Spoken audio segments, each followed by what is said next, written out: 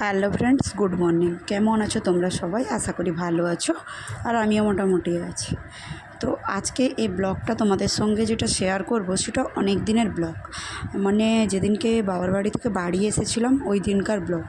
তো দেখলাম ভিডিওটা ছিল, আর অনেক দিন ধরে এডিটিং করারও সময় সুযোগ পাইনি, যেহেতু ছেলের এক্সাম চলছে।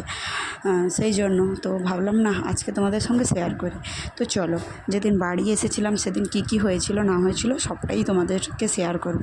আর আমি বাগানে এসে ইন্ট্রোটা দিতে শুরু করেছিলাম, ঠিক সেই মুহূর্তে অনেকগুলো পাখি এসে কিচিরমিচির করছিল। আর আমি তোমাদেরকে এটাই বলছিলাম যে সকাল থেকে উঠে মোটামুটি ফ্রেশ হয়ে স্নান টান করে নিয়েছি, আর প্রচণ্ড গরম। আর ওই দিন আমার গলার ভয়েসটা না ভীষণ চাপা ছিল, কারণ কি ওখানে জল টল শ্যুট করে না, তাই আমাকে কিন্তু মানে একটা দিন আপাতত স্নান করলে পরে আমার গলা টলা বসে যায়। আর ওই দিন হচ্ছে কাকুর বাড়িতে খাওয়া দাওয়া হয়েছিল, মানে কাকুর বাড়িতেও তো তোমরা ব্লগে দেখেছো জামাই ষষ্ঠী হয়েছিল। তো ওই জামাই ষষ্ঠীর যে মেনলি যেটা আকর্ষণ, যেটা মানে মাটন খাওয়াতে হবে, ওই মাটনটা হওয়ার আর দিন তিথি ছিল না, কী সব পড়েছিল সংক্রান্তি টংক্রান্তি। তারপর ওই দাদার বাড়িতে ওই পুজো, দোকানের পুজো হয়েছিল, এই জন্য হয়নি। তো আজকে বাড়ি চলে আসবো, আর এই জন্যই হয়েছিল। এই যে লাল লাল মাটন কাকিমা এখন রান্না করে নিয়ে চলে এসেছে। তো আমি গেছিলাম ভিডিওটা করব বলে, আর করতে পারিনি, কেন জানো তো? আর সঙ্গে ছিল আলু, মানে ছেঁকে নিয়ে আসা আলু, ছাঁকা আলু আর পটল ভাজা।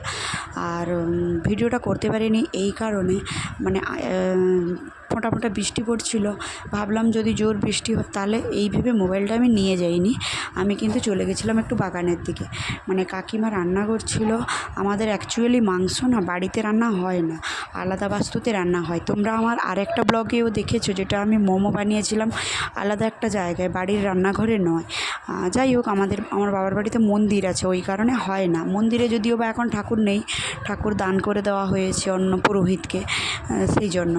এইদিকে কাকিমা রান্না করে নিয়ে চলে আসার পরে ভাত টাত হয়ে গেছিলো, আর একটু হালকা মেঘমেঘও করছিল, তাই বাচ্চাগুলোকে আগে খেতে দিয়ে দেওয়া হয়েছিল। বাচ্চাগুলো খাওয়ার পরে এই যে কাকু, জামাই সবাই বসে গেছে খেতে, আর আমি, কাকিমা, বোন, ভাই এই আমরাও এক সাইডে বসে গেছি।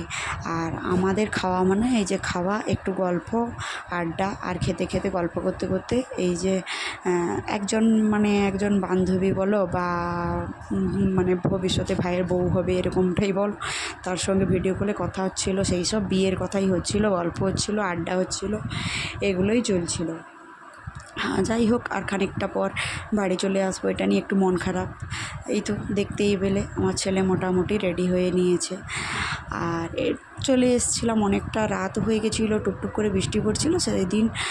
মোটামুটি বৃষ্টি হোক যাই হোক আসতেই হবে, চলে এসেছিলাম। এসে আর ব্লগ শ্যুট করিনি, কারেন্ট ছিল না এসে আমাদের এদিকে। এটা হলো তার পরের দিনকার ব্লগ। তার পরের দিন একজনের বাড়িতে নেমন্তন্ন ছিল, আর খেতে যাব বলে এই যে দুপুরবেলা তৈরি হয়ে নিয়েছিলাম আমি, ছেলে, তোমাদের দাদাভাই।